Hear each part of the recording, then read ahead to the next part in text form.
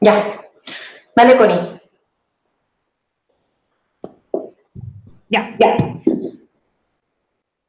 Hola a todos y todas. Primero pido disculpas porque este computador tiene la cámara en un lugar muy extraño, entonces pareciera como que mirara al horizonte, pero no miro al horizonte, miro a la cámara. Así que no se sientan como no vistos. Ya, a ver, en 10 minutos voy a tratar de contarles un poco lo que he podido ir viendo a propósito de las distintas instancias de diálogo con fuerzas políticas, tanto de los progresismos, digamos en crisis latinoamericanos, así también como de las nuevas formas de transformación. A ver, quizás ahí queda mejor. Ya. Lo primero es efectivamente asumir que lo que hemos podido ver durante estos últimos años es una creciente crisis del modelo neoliberal, en el cual efectivamente yo creo que ni dentro ni fuera del movimiento autonomista tenemos suficiente claro cuál es la magnitud de esta crisis, si efectivamente es una crisis terminal del neoliberalismo, si es un agotamiento del modelo simplemente, pero más allá de eso, lo que sí sabemos es que en un momento de crisis o de agotamiento o de fisuras, se abren dos posibilidades, digamos. Un restablecimiento de lo existente, para lo que apuesta, yo creo, en el mejor de los ejemplos, Sebastián Piñera en Chile, es decir, un restablecimiento de la estructura general del modelo neoliberal, cediendo un poco los cercos que ya movimos como Frente Amplio, los movimientos sociales, pero digamos poniendo la política de los diques. O por otro lado, la posibilidad de una salida a esta crisis del modelo económico de carácter democrático, de carácter redistributivo, de carácter, digamos, eh, de carácter más transformador del modelo. Ahora, la recomposición del modelo neoliberal no significa necesariamente que se va a recomponer en los mismos términos que antes, sino que efectivamente pueden haber ciertos cambios y ajustes que hagan que después se llame de otra manera, pero que tenga mejores o peores condiciones, pero dentro del mismo marco de explotación y opresión que nos ofrece este modelo. Eso por un lado. Ahora, esta crisis o agotamiento del modelo neoliberal también va de la mano con una crisis política de legitimidad o de representación política que se vive no solo en Chile, sino a nivel mundial y en particular también a nivel latinoamericano. Y en esta crisis...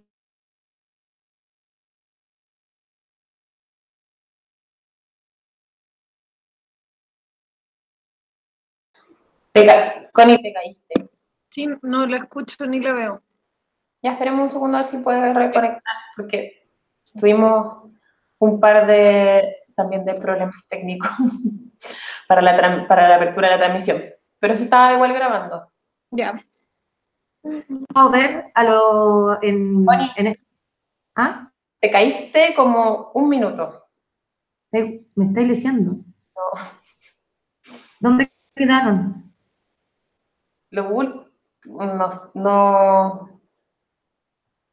No sé, pero Ya, como no un minuto, más o menos. Ya. Básicamente lo que quería plantear es que creo que para el análisis político de lo que ocurre en Latinoamérica y para también ir diseñando nuestra estrategia de emancipación y de superación del modelo neoliberal, hay que entender por un lado que está la crisis o agotamiento del modelo actual, y por otro lado la crisis política, sea de legitimidad o representación política. Creo que son dos líneas de crisis que si bien están completamente entrelazadas, es importante mantenerlas, digamos, bien identificadas, porque uno podría ser muy audaz en construir una alternativa política que, digamos, tenga cierta representatividad, pero enfrentarse a las consecuencias de la crisis económica sin capacidad de darle una salida a ella, o al revés, ser capaces de otorgar una salida a las crisis económicas o, digamos, a este agotamiento del modelo, pero no ser capaces de convocar y de sostener esa alternativa por el déficit y la crisis de la política. Creo que esas son las dos dimensiones importantes para entender en Latinoamérica y efectivamente en algunos lugares, en algunos países latinoamericanos se vive algunas más agudas que otra crisis. Vemos, por ejemplo, bueno, Argentina es un caso en particular, pero en general diría que a propósito de esta crisis del neoliberalismo, ha ido de la mano con la crisis de los progresismos tradicionales y también de las alternativas transformadoras, como podría haber sido Venezuela, como podría ser Ecuador, entre otras. Sin embargo, el avance de estas derechas no está del todo consolidado. Lo que se ve es que son triunfos, o sea, digamos que tenemos algunos gobiernos de derecha latinoamericanos, pero que también están muy cuestionados, sea por la crisis económica o sea por la crisis política. Y eso creo que es un elemento importante para entender que a pesar de la configuración actual, existe una posibilidad real de, digamos, dar un golpe de timón en Latinoamérica. Y por eso me parece tan importante también hacer el análisis latinoamericano, entendiendo que también están surgiendo articulaciones y actores políticos con vocación transformadora, digamos, de una perspectiva de nueva izquierda, muy similar a lo que estamos haciendo el Frente Amplio, que por cierto, hoy día el Frente Amplio chileno es un referente para, no solo digamos para el Frente Amplio uruguayo, que podría ser como con quienes más nos parecemos en principio, sino también para Bolivia, también para Colombia, también para España. O sea, nosotros hoy día representamos una configuración de la articulación política que es muy interesante para efectos de hacerle frente a esta parte de la crisis, a la crisis de representación o de legitimidad política. Para ser muy breve, creo que la forma, la Javi lo decía al principio, o sea, creo que hoy día pensar socialismo es pensar democracia, es pensar feminismo y es pensar también internacionalismo. Podría meterme de lleno en eso, en por qué, pero creo que es más o menos obvio y lo hemos trabajado para no extenderme mucho más, pero creo que también hay que entender este internacionalismo desde un paradigma distinto como se entendió durante el siglo XX. En el siglo XX había más bien, digamos, un paraguas ideológico y teórico que se llamaba socialismo, teníamos referentes del socialismo real, y por tanto lo que le correspondía al resto de los pueblos era aplicar esa definición a sus distintos países. Yo pienso que en la tradición chilena, y creo que también latinoamericana, el ejercicio para digamos, para constituir una nueva izquierda y un nuevo internacionalismo en este siglo es hacer el proceso al revés. Es desde las particularidades de cada país, de cada nación, de cada pueblo, ser capaces de tener la flexibilidad para articular eso, siempre buscando puntos de encuentro con el resto de los países, principalmente latinoamericanos, pero también del mundo. Y esto lo digo porque, por ejemplo, en Perú, cuando hablaba con los compañeros de Nueva Perú, del movimiento de Verónica Mendoza, nos contaban que el nivel de deslegitimación de la institucionalidad actual es tal que ellos creían que se podría, si es que efectivamente se logra una articulación de oposición más o menos amplia, sería posible dar un golpe, digamos, no solo destituyente, sino además constituyente.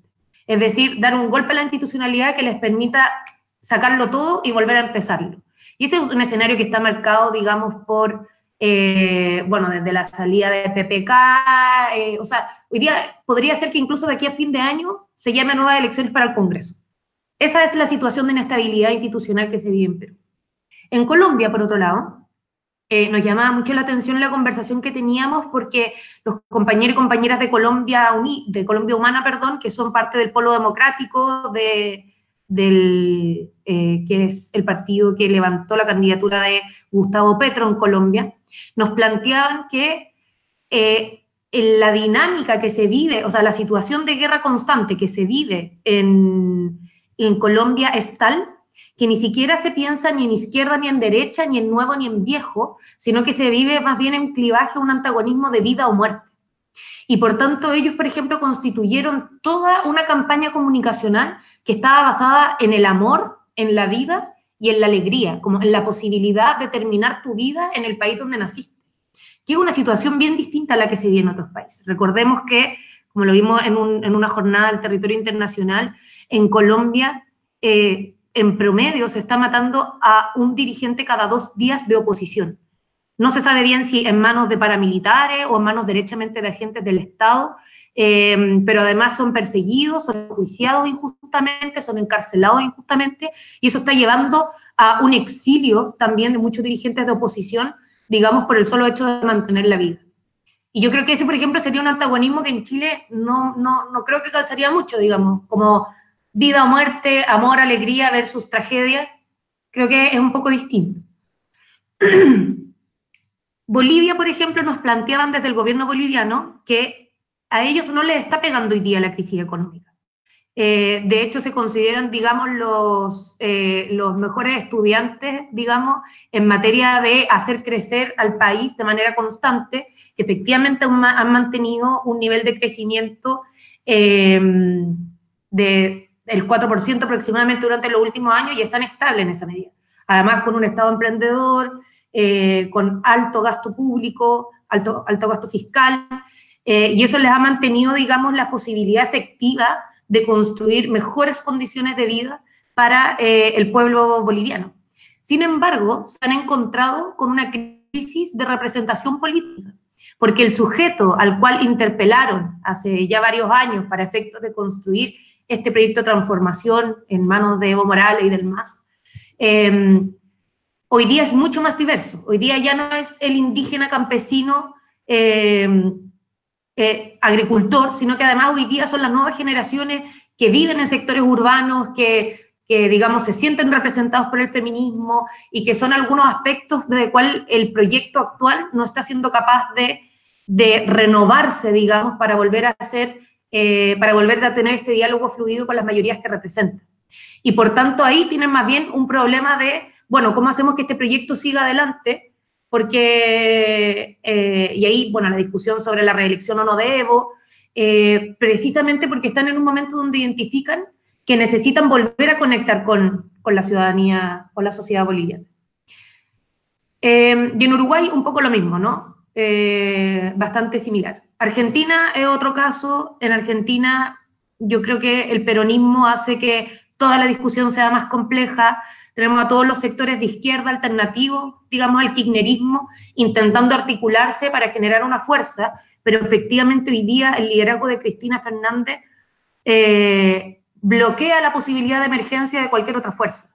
Y ahí entonces se enfrentan al, bueno, nos ponemos todos detrás del único liderazgo que hoy día tiene capacidad de articular al mundo popular, si es que decide hacerlo, o nos ponemos detrás, o digamos no hacemos nada y dejamos que Macri gane de nuevo, entendiendo las condiciones de vida y los cambios en las condiciones de vida y precarización que han vivido hasta ahora. Y digamos, ese es el escenario más o menos mundial. Yo en un principio me angustié porque dije en estas conversaciones, 2 minutos, ya, terminando. Me angustié un poco en estas conversaciones porque parecía que teníamos realidades tan distintas que iba a ser imposible llegar, digamos, a la posibilidad de la articulación de algo más grande. Sin embargo, me di cuenta que cuando, más allá de los análisis propiamente coyunturales de nuestros países, cuando nos sentábamos a discutir qué es lo que queríamos ofrecer, estábamos todos más o menos en la misma línea, y que tiene que ver con una línea de profunda democratización de la política, de la economía, digamos también del territorio, que tiene que ver con una línea de cuestionamiento al modelo extractivista, a la matriz productiva que en general se reproduce de manera bien similar en Latinoamérica, y que tiene que ver también con una apuesta de repensar la apuesta contemporánea de una izquierda en términos de ser capaz de hacernos cargo de toda la gama de opresiones para efectivamente avanzar hacia un proyecto emancipador. Y muy brevemente diría, para terminar, qué es lo que yo vi y creo ofrece el feminismo ante estas crisis. Lo primero es que nos ofrece una nueva forma de entender y de hacer la política. En el sentido de dejar de pensar la política siempre en términos de suma cero, dejar de pensar la política en términos patriarcales, machistas, que además hacen que la política pareciera ser para las mujeres un espacio donde somos invitadas, pero no somos habitantes propiamente de ese espacio. Y hoy día nos ofrece cambiar las estructuras de la política y cambiar las estructuras del poder para hacer avanzar nuestros proyectos. Segundo, ante los avances de los fundamentalismos, de los neofascismos, de las religiosidades conservadoras, el feminismo ha logrado ofrecer un espacio de comunidad y de cuidado colectivo. Y creo que eso va a ser fundamental para efectos en un momento de crisis donde va digamos, a acrecentarse el sentido de soledad, de individualismo, tener un espacio comunitario, un espacio donde nos entendemos parte de un todo y donde además está bajo principios y conceptos democráticos y, digamos, colaborativos. Y por último, creo que hoy día la demanda feminista tiene la posibilidad de posicionarse como el paraguas de las demandas que nos van a permitir vivir mejor. y creo que eso se expresa en la situación de las migrantes y de los migrantes, se expresa en la situación de las pensiones, en la materia de niñez, en el sistema laboral. O sea, si somos capaces de articular bajo el paraguas del feminismo líneas concretas que le hagan crisis, o sea, que le hagan frente a la crisis material que vamos a vivir, entonces creo que efectivamente es un paraguas que nos puede servir para hacerle frente a lo que, digamos, a estas crisis latinoamericanas, pero que como crisis son también una oportunidad para la izquierda y son una oportunidad hoy día, yo creo, para el movimiento autonomista y el Frente Amplio. Muchas gracias.